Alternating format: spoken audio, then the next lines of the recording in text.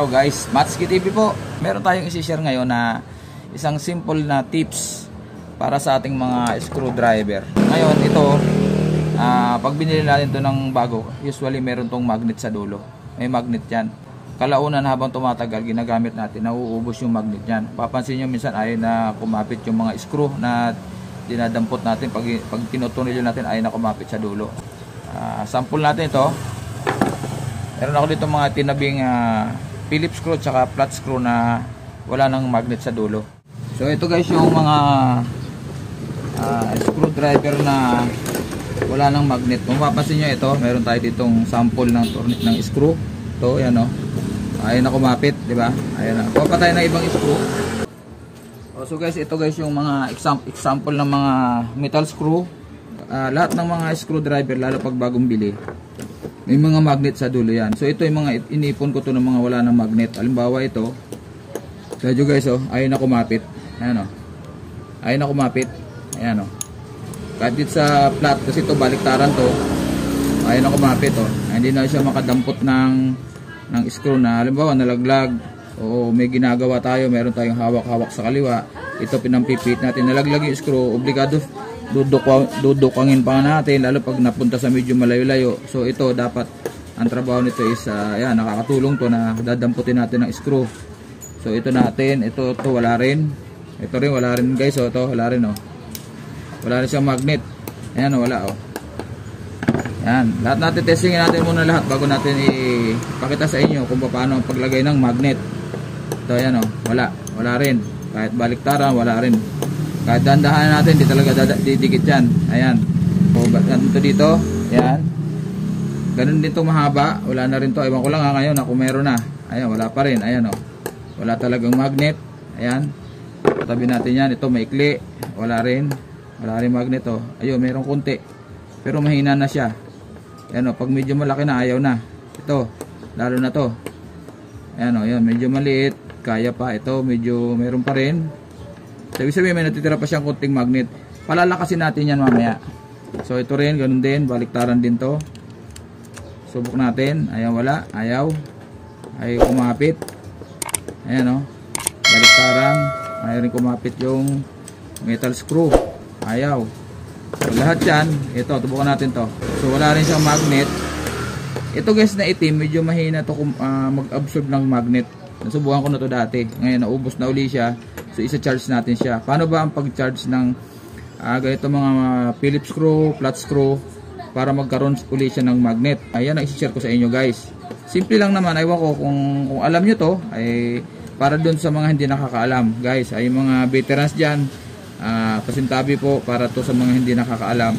Pero kung hindi nyo alam din, ay ito si Matsuki tuturo sa inyo ang simpleng paglalagay ng magnet dito sa screw para magkaroon uli siya ng magnet yung dulo, di ba? So ito, umpisa natin. Siyempre, magnet ang pinag-uusapan. Kailangan natin ng magnet. Ito, sa speaker. Magnet na speaker. Mas maganda kung malakas na magnet. Ngayon, meron pa ako dito isang magnet na maliliit lang siya, guys. Ayan o. Ayan o. Ayan. Maliliit lang siya. Pinagdugtong-dugtong ko. Napakalakas niya, guys. Strong magnet to. Maliit lang siya. Lagay ko to dito. Tingnan nyo kung gaano kalakas yan o. Ayan o. Ayan o, ayan o, kusa siyang lumalapit ng talagang magnet. Ayan o, maliit lang siya. Ayan o, kahit malayo gumagalaw siya. Ayan o, gano'n siya kalakas. Ayan o, ayan o, gumagalaw-galaw o. Ano ba yun? Ayun. Pag linapit ko pa na konti, kusang didikit yan. Oops. Ayun, di ba? Gano'n siya kalakas. Ngayon, pwede natin ito gamitin. Kahit isa lang. Huwag na pagsama-samahin, ganyan lang. Ito ganyan lang oh. Yan. Ganyan lang siya kaliit. Ito. Ayan, ito. Dikit natin oh. Ito meron konti pero mahina. Ang diskarte dito, magmula dito sa puno. So ayan, nakakapit na. Yung magnet na maliit. Hilahin natin yung screw pababa para hanggang doon sa dulo. Ayan, yung magnet. Tapos i-flip natin sa kabila, ganun din uli dito. Tapos hila pataas. Testingin natin kung meron na. Subukan natin ngayon kung nagkaroon na. Ayun, naangat na siya guys. So, ayan o. Meron na siya uli o. Ayan o. Masyadong mabigat to kaya hindi niya maitaas. Hindi kagaya nito. Ayan. Ayan. Ang importante kasi magkaroon ng magnet yung dulo. Para minsan kasi naggagawa tayo, minsan gagano lang natin, tayo na yung screw. Ayan o. Ayan o, kahit napataas, bababa, hindi siya malalaglag basta-basta. Siyempre dandahan, dahil siyempre hindi naman ganun kalakas yung magnet. At least meron. Lalo dito medyo maliliit, importante to kasi pag nalaglag to, medyo abala sa ginagawa natin. Lalo hawak-hawak natin sa kaliwang kamay yung appliances o kung ano man. Mas maganda kung may magnet yung dulo. Yan. Para pag nilagay natin ng ganyan, pwede natin itutok ng ganun. Hindi na tayo maghahawak. Kasi pag natatanggal kasi, mahirap eh. Diba? Lalo yung malalalim, may nabubuksan tayo kasi lalo ako yung mga transistor na malalalim yung butas, nandun pa sa loob yung tornilyo. Halimbawa ganyan, no? Ito, kung meron tong magnet, ganyan, gaganyan mo siya, doon yung butas, di ba, nakatutok na ganyan, ito yung papasukan. So buo diretso siya, ganon. Tuwid pa rin. Ayun guys, kita nyo, ayan, tuwid pa rin yung screw, nakasentro siya. So hindi tayo mahirapan. So yun ang purpose ng bakit siya may magnet. Ayaw ko kung meron pa ibang gamit yon, magnet na yan. Basta ito, kakapit na siya dahil may magnet na. Yan, kakapit na siya, ayan o. Diba? Ayan o. Yan, ito, yung mga ganyan. Laking bagay yan sa mga technician, kagaya ko. Kahit na hindi technician, yung mga nagkakalikot. Basta kaya may magnet yan, ang purpose niyan kasi, kung mapapansin nyo, bili kayo ng screwdriver, lalo yung mga original, automatic yan, may magnet sa dulo yan. Meron ako dito sample.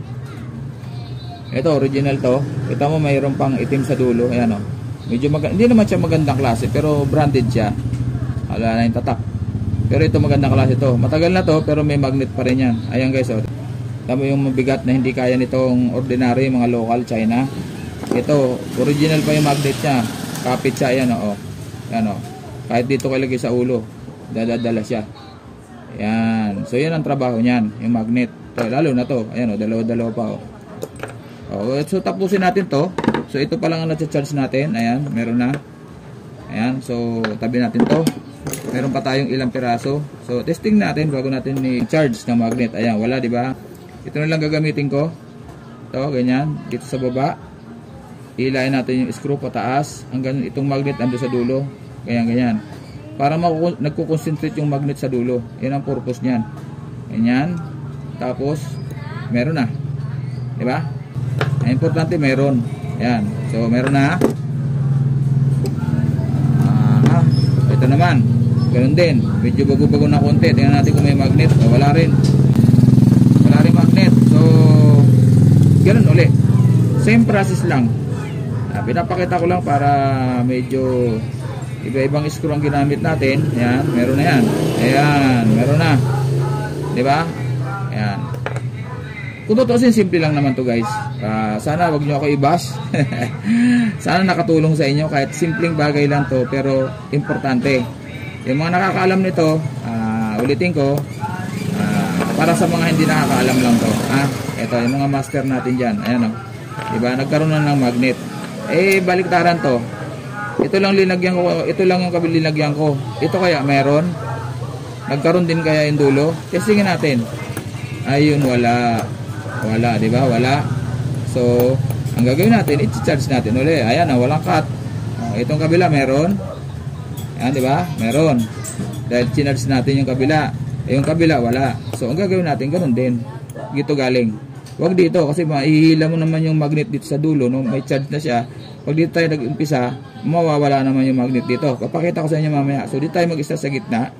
Pag ganon. Ayan, tapos balik na rin natin. Dito rin sa gitna. Sigurado yun nasa gitna guys. Yan. Tingnan natin kung meron na. Iyon, meron na. Tingnan natin sa kabila kung nawala. Meron pa rin. Pakikita ko sa inyo ngayon kung dito tayo mag-start sa dulo. Diba? Hindi, ang unahin natin pala kung paano natin i-demagnetize. Tanggalin natin yung magnet. So, diba meron? Linagyan ko, diba? Nagkaroon. Ngayon, para mawala naman yan, dito ko na mag-umpisa sa dulo. Pababa naman. Pababa. Hanggang gitna lang. Hanggang gitna lang. Kasi, di ba? Ayan, ganyan. Ulitin ko. Pag ganyan. Hanggang gitna lang. Tapos, pipihitin natin ng ganon. Ito naman, pag ganon. Tingnan natin kung may magnet pa. Ayun, nawala na. Ayan, nawala na. Nawala na, di ba? Para malagyan, ganon uli. Gitna naman, pataas. Ganun lang kasimple, guys. Ayan, o. Mayroon na uli. Ayan. Simple lang naman. Ayan. So dito, meron na rin to. Ayan. O, ganun lang kasimple guys. Ayan. Laruin nyo na lang kung paano. Basta once nadikit yan, nadikit ito sa mga magnet na malalakas, posibleng mawala. Lalo kung ang pagkakadikit pag ganon. Ano ba, dumikit. Dumikit dito halimbawa. Dito, sa sample ito, meron. Meron. Nawala agad dinikitan ko lang dito, nawala na. Kasi ibinaba ko So nawala na siya. Pero pag dito paakyat, meron yan. Iyon. Sabihin, pag pababa, nawawala yung magnet. Pag pataas, nagkakaroon. Ulitin ko ito, meron. So ibinaba, dinikit ko yung magnet, binaba ko ng ganon, mawawala na yan. Ayan, wala na. So madikit lang konti sa magnet, posibleng mawala. So isa-charge nyo lang uli. Ganon, pataas. Meron na uli yan. Okay? So tapusin natin to para hindi na masyado umaba yung ating video. So ito, yan meron. Ngayon, magcha-charge tayo dito. Paano kung dito tayo galing, di ba ganyan yan? Ay dito tayo mag-uumpisa. Tingnan natin kasi ito may magnet, di ba? Ayan, may magnet. Ngayon, nag-charge tayo nang dito tayo mag-uumpisa. Tingnan natin. Experiment tayo. Sa puno, dito tayo mag-uumpisa. Tingnan natin kung meron to. Tingnan natin sa kabila kung meron. Ayun, nawala. Na-demagnetize siya. Nawala yung magnet kasi dito tayo nag-uumpisa sa bandang baba. So kailangan dito sa gitna kasi baliktaran tong merong Phillips, merong flat screw. So kung magmamagnet tayo ng lumagpas tayo dito banda, mahihigot niya yung magnet doon sa dulo. Mawawala yung kabila. So siguraduhin natin na pagbaliktaran dito banda, tatansyahin natin. Ito kasi dulo, ayun kita, ayan So dito ang gitna. So dito tayo mag-umpisa sa gitna. Pag ganun. Yan, ganun. Para hindi mawawala yung magnet dito sa kabilang dulo. So ito wala, di ba? Lagyan natin gitna. Pag ganon, pag ganon, yun, meron na. Meron din yung kabila. Ayan. So lagyan natin lahat. Ito wala. So wala ito. Wala. Lagyan natin. So ito single lang to, flat screw lang. So pwede natin umpisan dito sa baba. Ganyan. Ganon. Ayan. Ayan, ganyan. Ayan meron na. Ayan, meron na. Ayan malakas na siya. Ayan Kung sa tingin nyo medyo mahina pa, ulitin nyo na medyo dahan-dahan. Tapos concentrate na sa dulo. Ayan kailangan maganda yung lapat para mas malakas yung magnet niya sa dulo. Ayan diba? So last, itong mahaba. Ayan, wala. So dito rin, dahan-dahan din. Dahan-dahan. Ayan. Tapos baliktad na, ikot ng konti para sa kabila naman. Dandahan hanggang dulo. Meron na.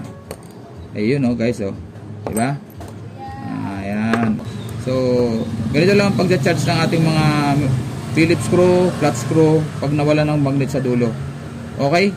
Ayan, maraming salamat guys. Matski TV. Sana simpleng kaalaman ay may natutunan tayo. Sinare ko lang sa inyo yung nalalaman ni Matski para magkaroon ng magnet yung ating mga gamit, yung mga Phillips screw, flat screw. Ayan. So ito guys, nagamit ko na to dati, naglagyan ko dati ng magneto pero hindi siya ganun kalakas Kasi yung ewan ko dahil siguro sa bakal. So lagyan natin, try natin. So walang magnet yan guys, ayan Parang natin konti. Kung papapansin nyo, walang magnet yan, ayan Wala, ayaw dumikit. So ito, lagyan natin ng magnet dito. Mataas. Magkakaroon man siya pero hindi siya ganun kalakas. Ayan, baliktad sa kabila. Testing natin. Meron na rin siya. Pero hindi siya ganun kalakas. Ayan, tamo. Halos maliit lang, hindi niya maiangat. Ayan. Mahina siya mag-absorb ng magnet. Ayan Ayan. Hindi siya ganun kalakas. Ayan Pero tiyagain natin, dandahan natin. Ayan. Ayun, subukan natin. Ayun, medyo lumakas-lakas ng konti. Pero pag mabigat din niya kaya iangat masyado Ayan Pero pwede na rin. At least meron. Ayan. Okay.